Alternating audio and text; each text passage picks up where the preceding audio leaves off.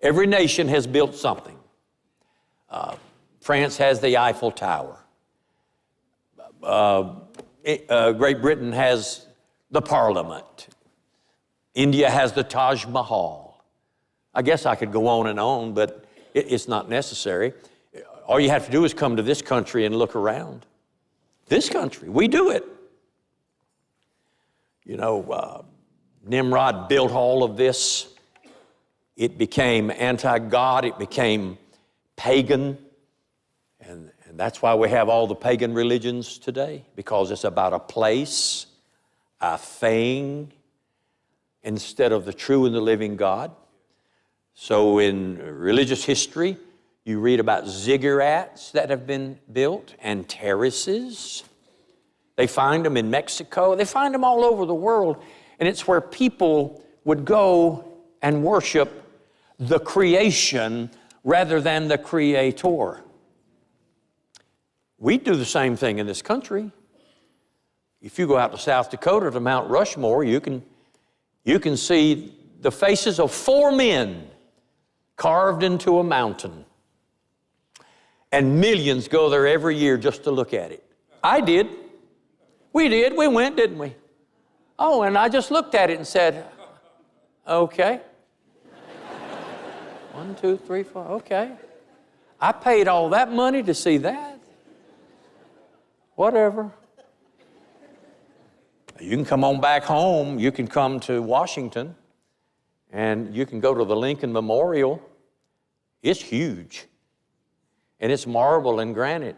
And it's just a piece of rock. And it's the image of a man. Yeah, a great man, but it's the image of a man. All you got to do, am I upsetting people now? I feel a little...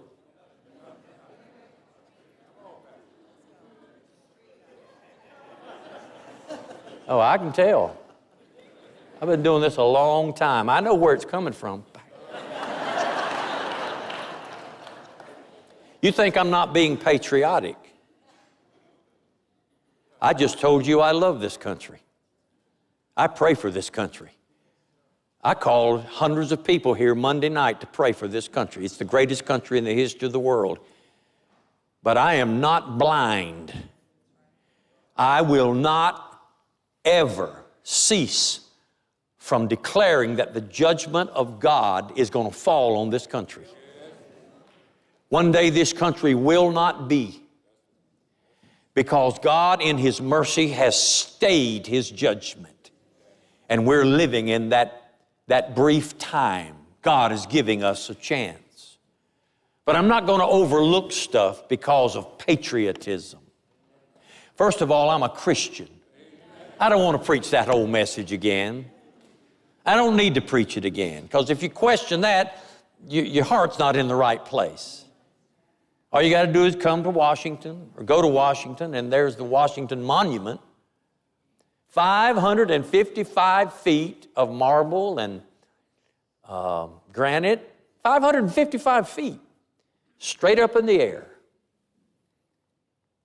Or you could just go down the street a little ways to the harbor, and you see this 305-foot copper bronze statue of a woman holding a torch. They call her Lady Liberty. And it is so moving to people. I've watched the documentaries like you have when immigrants are coming from other oppressive nations, and they finally get into the harbor and they see her. There's documented evidence that they cry, they weep, they hug one another, they take their caps off, they wave it at her while they're weeping, because they've come to a free country and they believe liberty is here, and the old way of life is gone, only to find out when they get here that wicked people try to control them and wicked people oppress them here. I'm not going to go into a real evangelistic spiel right here, but I'll tell you this. There is no liberty in a piece of bronze. There is no freedom in a statue.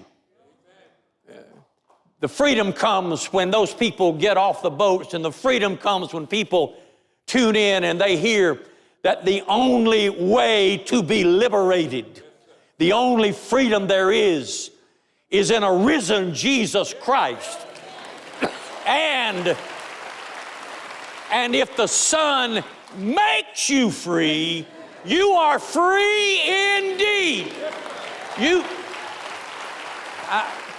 are not free because you change countries. You are not free because you get to start a business now.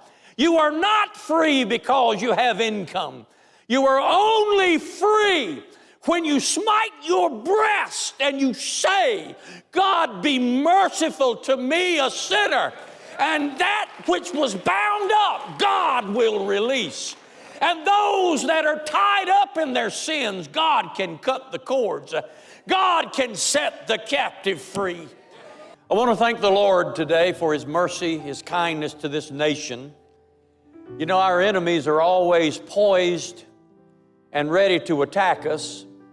And I will tell you, and I mean what I'm saying, it's not our intelligence, and it's not our military, and it's not our police or anything else that's kept this nation safe.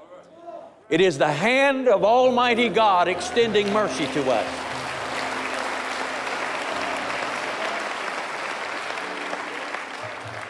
And He is showing His mercy to this nation. I'm going to close, but I'm going to close with a loud note right here. Folks, we're headed towards that time when the wrath of God is going to be poured out on this old earth. I just told you a while ago, God's been merciful to this nation, but there will be a time when God will say, that is enough. And He's going to say it to every nation in the world. And He's going to call His church out, and we're going to escape what's coming. What's coming? He's going to open 7 seals, and war is going to break out. And earthquakes are going to change the face of the earth. And water is going to turn to blood. And supernatural scorpions are going to come out of the earth. And it's going to get so hot, men will die, but they won't be able to die. They will beg for death, but will not be able to die. Horses are coming from every direction. Warriors are coming. Folks, they are in for a bad time.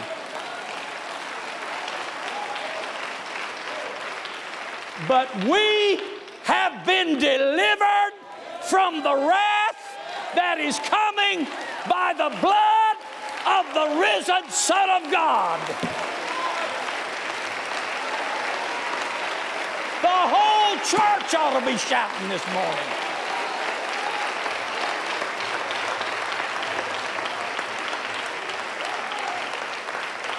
Stand with me.